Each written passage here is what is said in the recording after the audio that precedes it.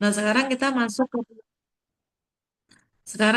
masuk ke dalam pembelajaran pertemuan selanjutnya. Ini tentang konsep keluarga berencana, gitu ya.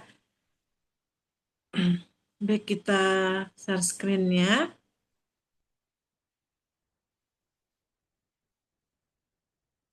Sebelum kita mulai, apakah ada teman-teman yang pengen menjelaskan tentang konsep keluarga berencana?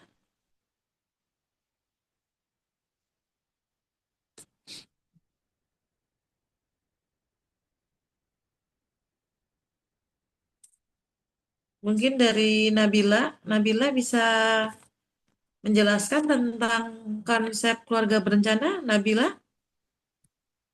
Baik, Ibu.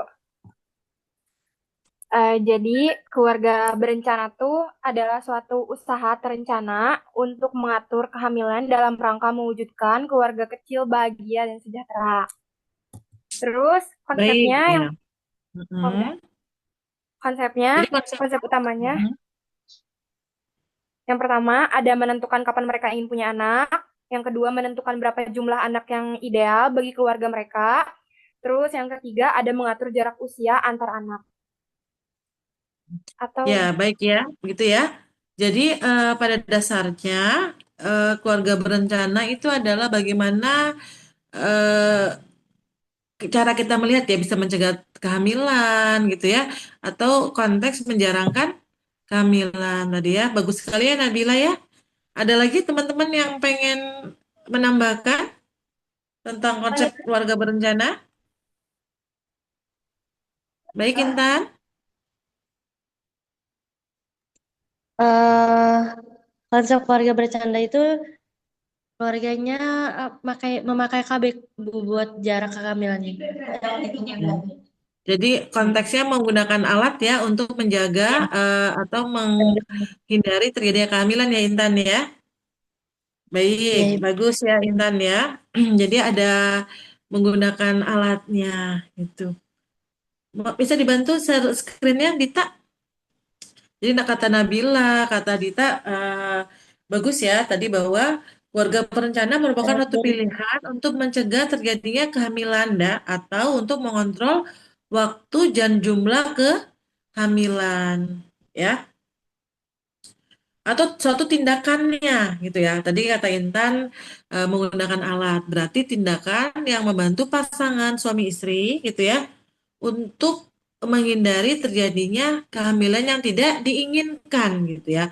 Jadi kalau yang diinginkan berarti terencana, begitu ya. Seperti itu. Ya, next. Next.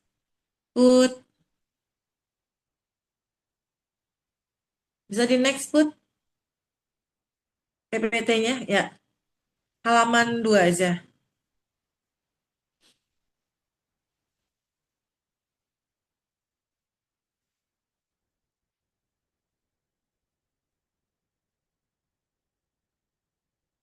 Ya, next lagi. Teman-teman bisa dilihat di layar ya. Jadi ya ini bisa tadi dilihat bahwa keluarga berencana merupakan suatu pilihan ya untuk mencegah terjadinya kehamilan atau keluarga berencana adalah tindakan yang membantu pasangan suami istri untuk menghindari kehamilan yang tidak diinginkan, mendapatkan kelahiran yang memang sangat diinginkan, ya mengatur interval kapan hamil, kapan tidak hamil, atau mengontrol apa namanya jumlah daripada anaknya. Next, Neng, ini bisa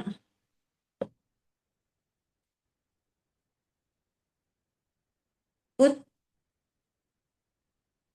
Ada juga kalau menurut undang-undang ya bahwa keluarga berencana adalah upaya peningkatan kepedulian ya dan peran serta masyarakat untuk melalui pendewasaan usia perkawinan. Nah, ini usia perkawinan di Indonesia berapa nih? Ininya Intan. Jadi kalau di Indonesia itu yang wajib ya yang boleh dikatakan boleh menikah itu usia berapa ya? perempuan 21 tahun, laki-laki 25 kalau nggak salah. kalau nggak salah ya, gitu ya. Kalau Gilang ada Gilang? Gilang ada hadir, semuanya hadir. Ada Bu. Nah, usia perkawinan itu berapa Gilang?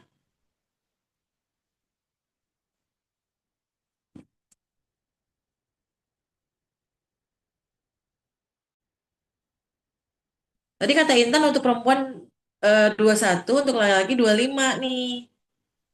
Ya Bu 25. 25. Ya Bu.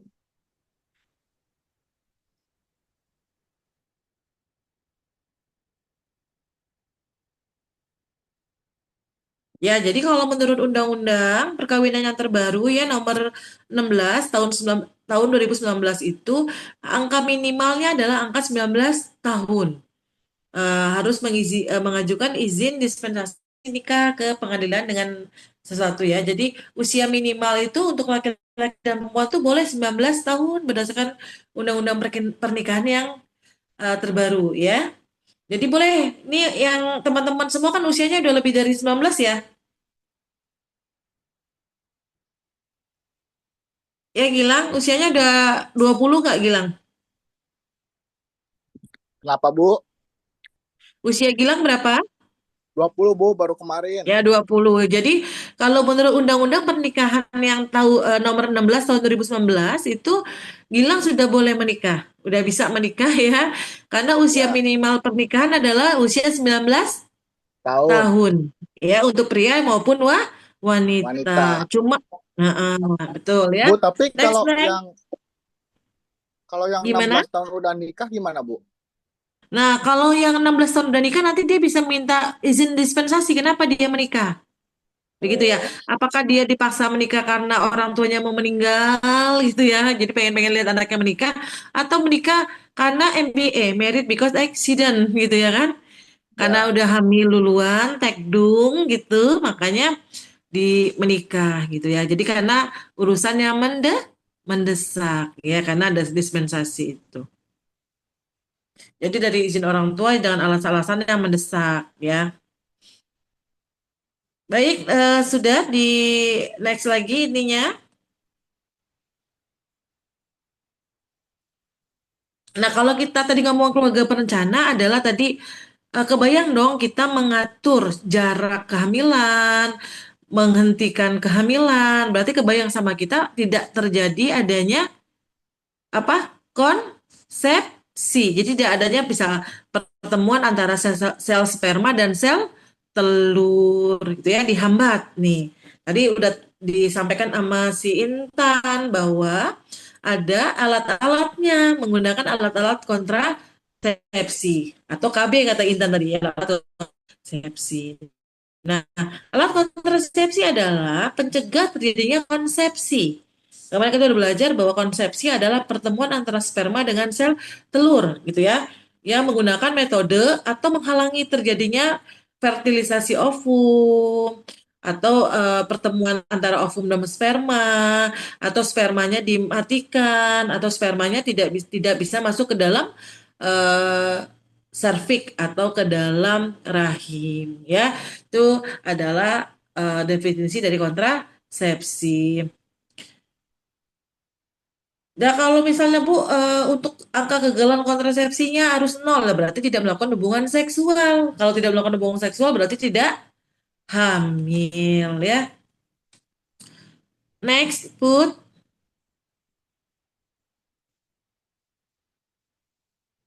Jadi tujuan keluarga berencana adalah meningkatkan kesejahteraan ibu dan anak dalam rangka mewujudkan keluarga kecil yang bahagia, sejahtera, yang menjadi dasar terwujudnya masyarakat yang sejahtera dengan mengendalikan kelahiran, sekaligus dalam rangka menjamin terkendalinya pertumbuhan penduduk di Indonesia.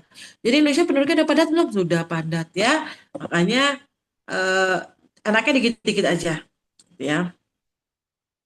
Next, Put. Nah, ada Bu, tapi Bu kalau di Islam kan nggak boleh pakai KB, Bu, gitu ya. Next, Neng. Jadi kalau di Al-Quran gitu ya, Sebenarnya dalam Al-Quran dan hadis ini tidak ada nas atau soreh yang melarang atau memerintahkan KB secara eksplisit karena hukum ber-KB harus dikembalikan kepada kaidah hukum Islam gitu ya. Nah, ada ayat-ayatnya gitu ya.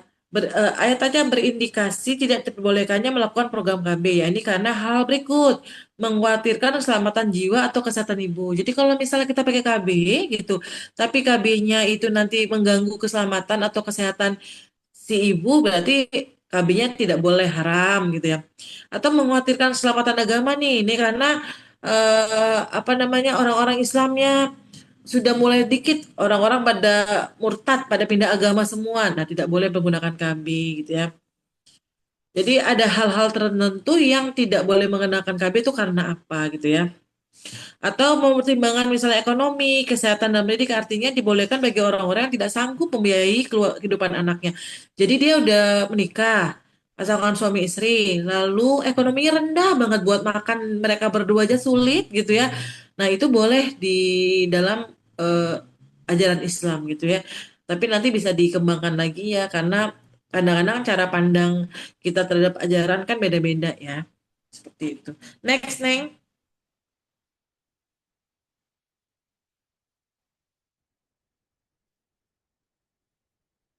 Jadi ada alat-alat kontrasepsi yang diperbolehkan ya. Jadi alat kontrasepsi ada alat yang dipergunakan untuk menghindari terjadinya konsepsi, gitu ya.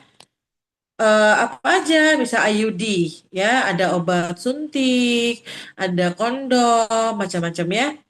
Next, kita lagi Neng.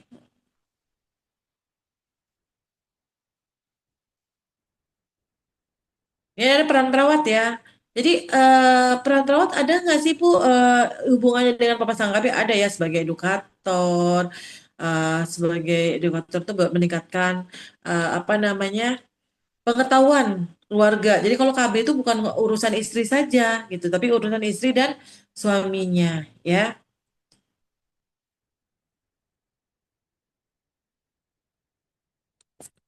Ya, nah, ada sampai sini ada pertanyaan?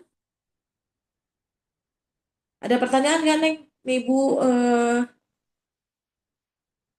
kayaknya yang Ibu kirimkan ininya kayak salah kurang ya. Sampai sini? Ibu izin bertanya, Ya, Bu, kalau misalnya ya. kayak pemasangan kayak gitu membahayakan nggak Gimana, buat si? Neng? Jadi kan kalau misalnya pemasangan alat konsepsi itu bakal ada efek sampingnya nggak sih Bu ke si ibunya?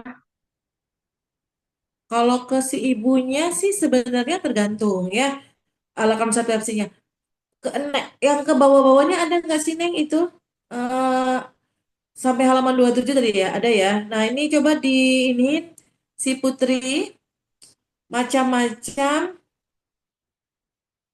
alat kontrasepsi ya. Put, next ada nggak ini ya? Apa Zara ya? Zara yang jadi ini ya? Macam-macam alat kontrasepsi di slide Ibu. Ini yang macam-macam alat kontrasepsi itu ada macam-macam ya ininya ya. Jadi juga ada kondom, ya kondomnya bisa buat laki-laki, nanti bisa buat perempuan, ya. Ada kontrasepsi oral, ya. Halaman 18, Neng. Di sininya Bu sampai halaman 16 aja. Oh, sampai halaman 16 ya. Aduh, sebentar, sebentar. Kayaknya masih ada lagi nggak? Sampai diagnosa aja Bu di PPT-nya. Sebentar Ibu kirim layar lagi. Oke, sebentar. Kirimnya langsung ke Putri apa ke Dita? Dita ya.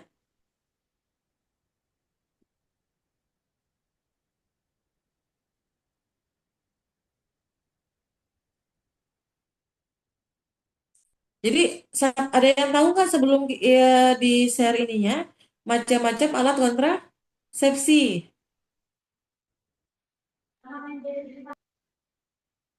Ya Intan,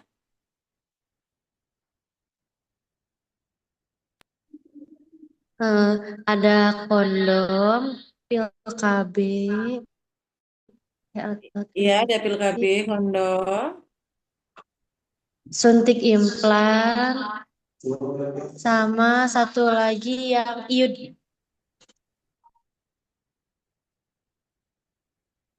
Oke, tadi ada kondom gitu ya, Intan ya.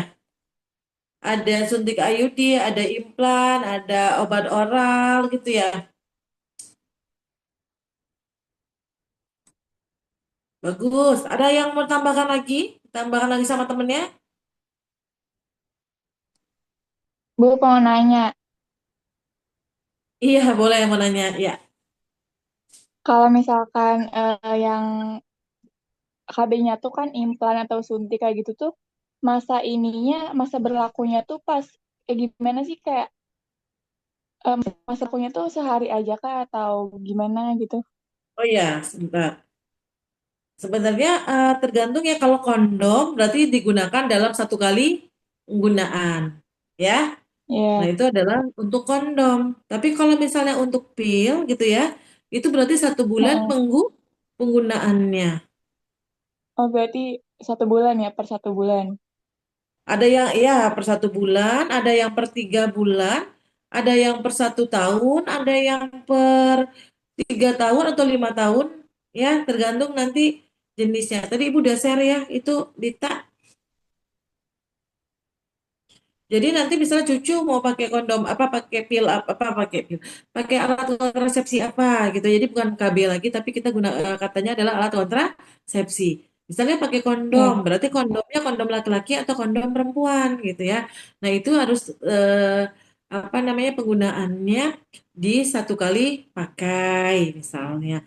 Lalu ada eh, kontrasepsi. Oral kontrasepsi itu kayak pil gitu ya. Nah, kalau kayak pil itu berarti 30 hari penggunaan gitu ya. Lalu tadi kata si Intan ada implan gitu ya. Nah, implan juga ada 30 hari, ada 1 bulan, 1 bulan atau 3 bulan, itu tergantung daripada komposisinya ya. Mau pakai yang mana. Terus ada pil, ada suntik, ya suntik hormonal. Nah, itu juga ada yang 1 bulan, ada yang 3 bulan gitu ya. Lalu ada juga yang IUD nih, alat kontrasepsi dalam rahim gitu ya, KDR sama. Nah, itu bisa 1 tahun atau bisa 3 tahun atau bisa 5 tahun, tergantung kita menggunakan alat kontrasepsi IUD yang mana. Seperti itu ya. Ada yang sistem kalender, berarti 1 hari sistem kalender tuh, Cuk. Gitu ya. Ya. Oh, ini lagi masa subur nggak nih gitu ya kan ya? Lagi ovumnya pecah nih, ovumnya lagi subur nih istrinya nih, ovumnya udah pecah, udah keluar nunggu di ampularis, gitu ya kan? Nah, tapi dia mau menjarang kehamilan, dia nggak mau hamil, katanya dia mau pakai KB, berarti KB-nya KB kalender bang.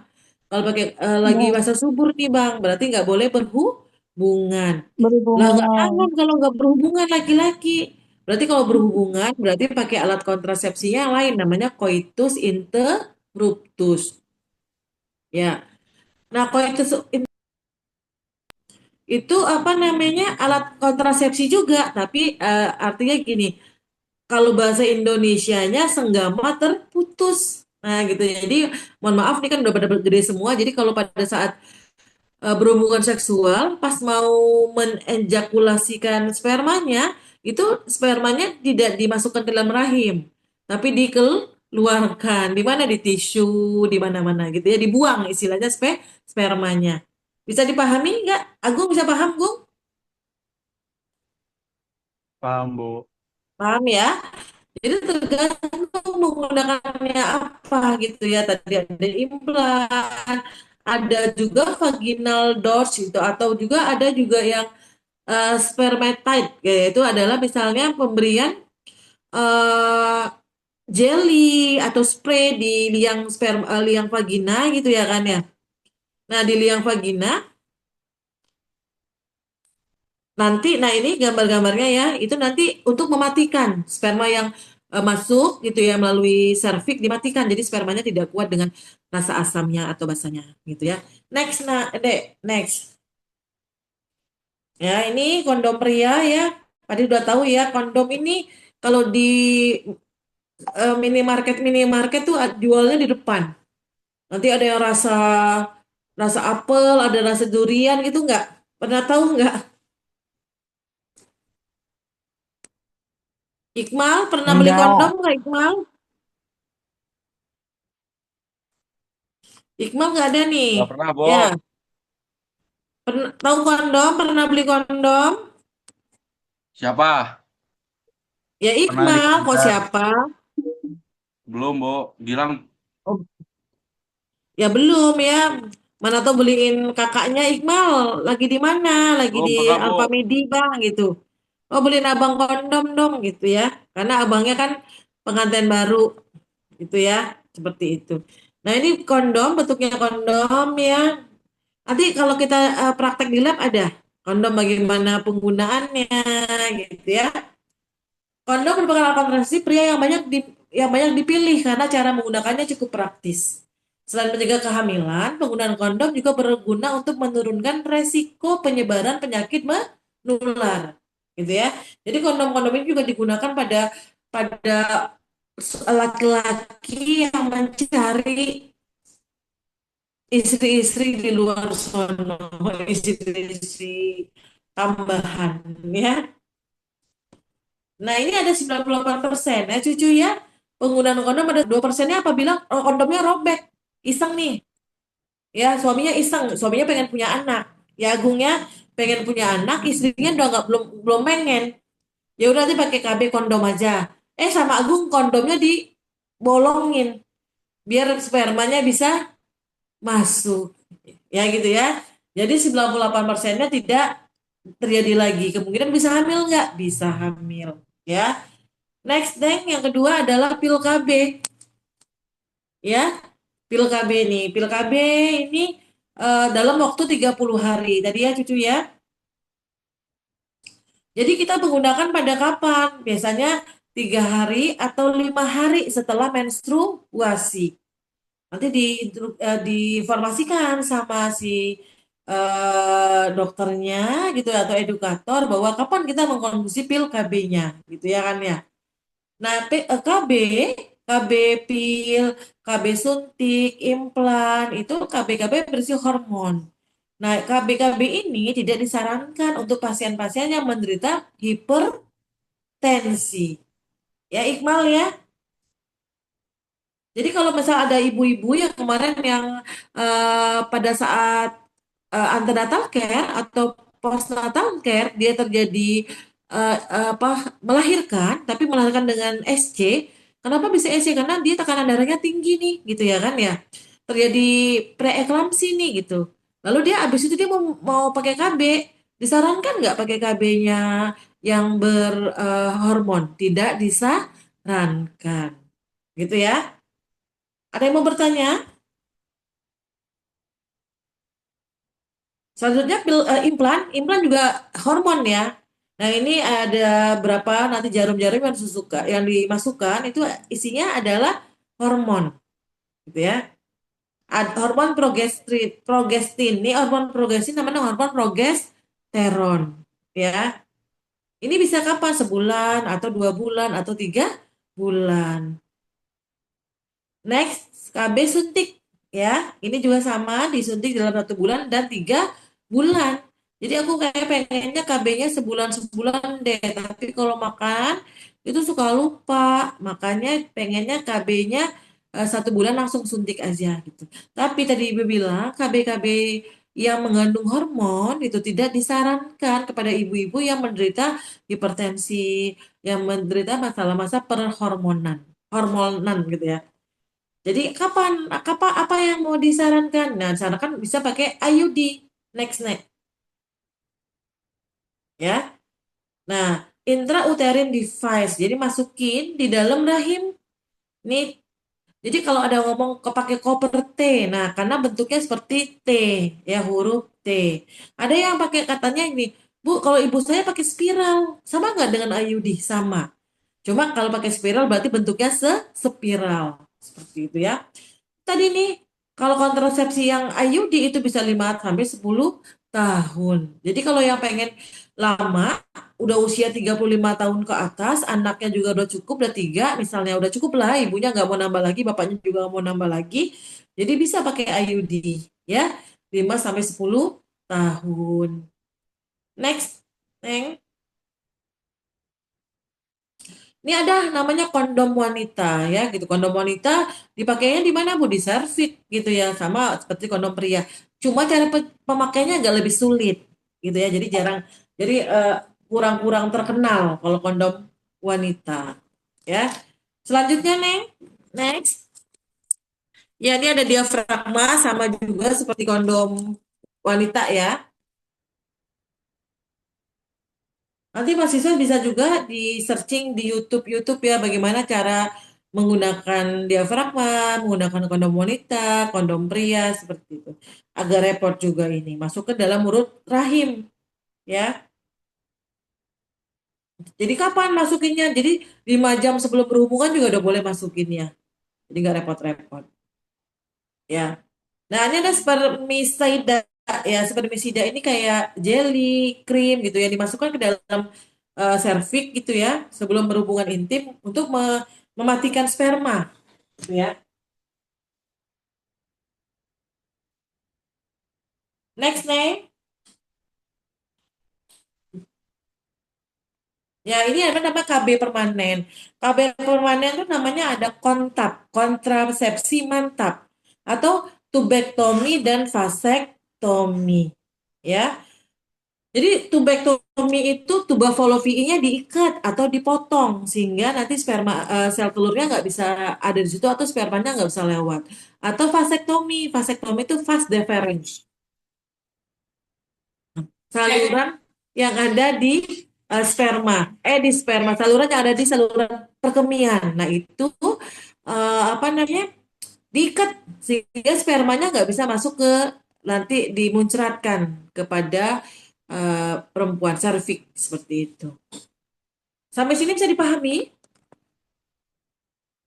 Ada yang mau bertanya? Ibu mau izin tanya, Boleh. kalau misalkan yang cowok kan pakai vasektomi, itu tuh bisa Ya.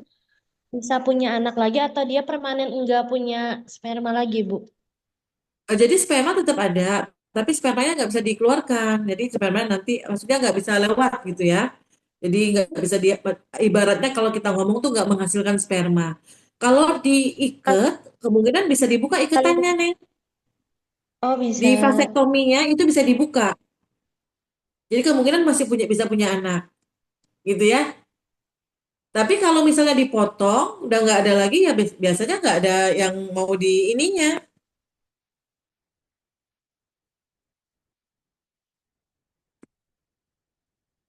gitu. Ada lagi yang mau bertanya? Intan bisa dipahami, Intan? Bisa, Bu. Terima kasih. Ya, sama-sama. Yang lain? Bisa, Bu. Tentang perKB-an ya, disayangi diagnosa tentang KB apa gitu ya. Nanti kita akan bahas lagi, dibaca juga di buku SBKI-nya. Gitu ya. Baik, ini ada siapa-siapa aja yang ikut nih. Ada di Arman, ada nggak Arman?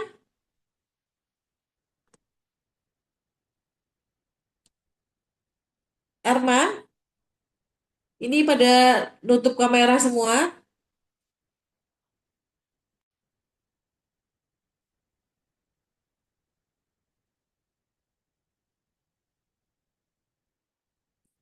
Aulia, mana Aulia nih? Ananda Rindu.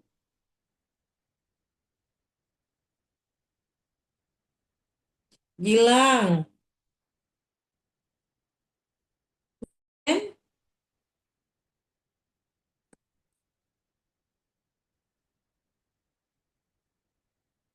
Husen lagi di mana? Zaki ada Zaki? Lagi di Ada, Ada ya hadir, hadir ya. hadir, Zaki bisa dipahami hadir. tentang KB tadi ada berapa Zaki yang terpahami dengan Zaki macam-macam KB? Ada KB kondom pria, kondom wanita, diafragma gitu ya. lalu ada KB suntik, KB pil, IUD ya, dan ada KB permanen Amin. Ibu ya. mau tanya dong, Nanti Ibu. boleh. Cuman penasaran aja sih cara bekerjanya si obat KB apa sih namanya KB itu untuk kita tuh gimana gitu cara kerjanya. Oh, baik. Jadi, baik, bagus pertanyaannya ya. Jadi gini, bagaimana cara kerjanya itu tergantung KB-nya, ya gitu ya. Kalau KB-nya kondom berarti cara kerjanya itu menghambat masuknya sperma ke sel telur. Ya gitu kan, kebayang ya, kondom. Tapi kalau Iya, Bu. misalnya dia KB, ya misalnya dia KB-nya pil, suntik, gitu ya Zaki ya, implan, itu KB-nya itu dia apa namanya mencegah terjadinya ovulasi. Jadi nggak pecah sel telur, Zaki. Oke. Kemarin kan yang kita belajar tentang sperma kan, sperma tentang menstruasi kan, sel telurnya ada namanya ovulasi pecah. Nah ini tidak pecah sel telurnya, begitu ya. Jadi karena apa? Karena hormon progesteron dan estrogennya banyak terus. Ya, karena kan kita minum pil tuh minum hormon. Suntik juga dikasih hormon. Implan dikasih hormon begitu. Nah, pada saat IUD itu kan berarti menghalangi juga spermanya masuk gitu ya. Menghalangi sperma masuk ke dalam rahim. Seperti itu. Kalau tubektomi berarti dipotong tubanya. Nah, tubanya dipotong itu menghambat pertemuan antara sel telur dan sperma yang masuk. Seperti itu. Karena terjadi ovulasi, tapi sel telurnya nggak bisa loncat ke tuba ampularisnya. Nggak bisa ketemu mereka. Nggak terjadi konsepsi. Begitu ya, Jaki, secara garis besarnya. Oke, Bu. Makasih. Ya, ya, sama-sama. Ada lagi yang lain?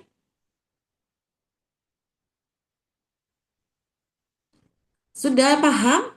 Bisa dipahami semua? Nah, misalnya ibu kasih, ya kalau tidak ada yang bertanya, ibu yang akan bertanya, ibu kasih contoh. Misalnya nih, tadi kan undang-undang perkawinan membolehkan usia 19 tahun ya. Jadi ini lagi kuliah nih, lagi kuliah-kuliah, terus ketemu jodohnya, orang tua setuju daripada ntar gimana-gimana, dinikahkan orang tua. Tapi si pihak istri dan pihak suami karena lagi kuliah, belum mau punya anak. Kira-kira kalau dia pergi ke kita sebagai edukator untuk memberikan edukasi, apa KB yang kita sarankan? KBI, Haifah? Siapa? Intan ya tadi ya? KBI dulu. KB IUD, IUD. Oke. Siapa siapa lagi yang lain?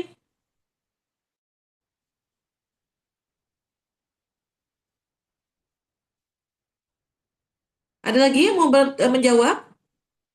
Haifah ada Haifah? Eh, Ibu ingin menjawab Ada Ibu. kayaknya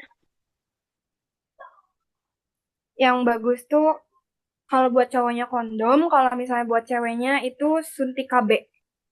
Ya. Baik, ada lagi yang lain? Ibu kalau menurut aku KBI Youth karena dari penjelasan bisa menjarak 5 sampai 10 tahun. Baik. Ada lagi?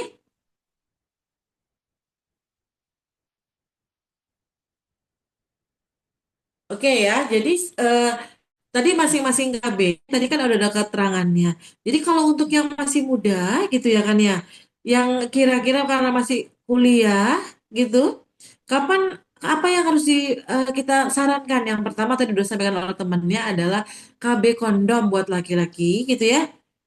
Tapi Bu, kayaknya nggak enak kalau pakai KB kondom kalau kita berhubungan seksual. Kita kan vulgar, artinya vulgar itu belajar materialitas harus vulgar ya. Kan nggak enak, Bu. Oh, berarti boleh coitus interruptus. Atau boleh KB kalender. Kita jangan memberikan saran untuk KB yang sifatnya mengandung hormon. Nanti akan mempengaruhi kadar hormon istri di dalam tubuh. Begitu ya. Terus bagaimana Bu KB IUD, IUD tadi ya. KB IUD biasanya disarankan untuk ibu-ibu yang sudah memiliki anak dan usianya sudah 30-an ke atas. Begitu Intan. Ya gitu ya. Sudah memiliki anak, dia pengen lagi pengen punya anaknya tapi dalam jarak waktu yang 5 tahun atau 3 sampai 5 tahun. Boleh kita sarankan KB IUD. Karena dia sudah punya anak, usianya juga sudah panjang. Tapi kalau yang pengantin-pengantin baru yang emang pengen menjarahkan, ya kita KB kondo, coitus interruptus tadi ya, yang senggama terputus, jadi senggamanya pas mau ejakulasi, ejakulasinya di luar, tidak di dalam rahim istrinya. Atau sistem kalender yang aman. Bisa dipahami? Bisa, Bu. Saya. Nah, nanti disampaikan lagi, misalnya ada ibu, dia P-nya sudah P2. Waktu anak pertama dia lahirannya normal. Pas anak kedua, usianya anak pertama 5 tahun, anak keduanya 1 tahun gitu ya, dia mengalami preeklamsi. KB apa yang kita sarankan? Baru KB AUD atau IUD. Begitu ya? Bisa dipahami?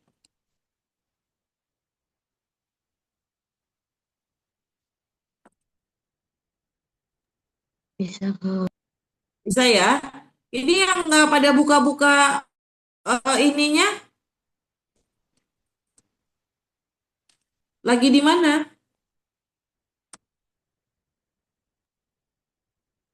Jahit, yakini ditutup-tutup nih ininya. Baik, itu aja kalau tidak ada yang bertanya.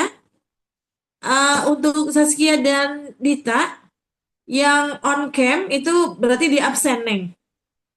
Ya, Baik, yang Ibu. off cam berarti kita tidak absen. Kita sudah kesepakatan gitu ya dengan menggunakan baju kampus. Baik, di foto dulu kita sebelum saya akhiri karena tidak ada lagi pertanyaan dan sudah mengerti. Bu, gaya Ya, nggak apa-apa, Bu. oke nggak apa-apa. Baik, saya sudah difoto semua. Saya akhiri. Assalamualaikum warahmatullahi wabarakatuh. Waalaikumsalam Waalaikumsalam warahmatullahi wabarakatuh. Terima kasih, Ibu. Selamat sore. Oke, terima kasih izin lab ya. Akhiri ya. Bu, sehat-sehat, Ibu. Iya, terima kasih. Ya, Ibu. Terima kasih, Bu.